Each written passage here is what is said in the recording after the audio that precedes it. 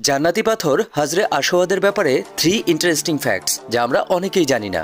Number 1, হজরে আসওয়াদ জান্নাতি পাথর যা হযরত আদম আলাইহিস সালাম জান্নাত থেকে নিয়ে এসেছিলেন, কিন্তু তুফানে নূহ এর কারণে মহান আল্লাহ কাবা শরীফকে আকাশে উঠিয়ে নিয়েছিলেন আর এই পবিত্র পাথরটিকে হযরত জিবরাইল আলাইহিস সালাম একটা পাহাড়ে লুকিয়ে রেখেছিলেন। পরে যখন হযরত ইব্রাহিম আলাইহিস সালাম কাবা শরীফের মেরামত করছিলেন, হযরত জিবরাইল আলাইহিস সালাম হজরে আসওয়াদ এনে দিয়েছিলেন কাবা শরীফে লাগিয়ে দেওয়ার জন্য।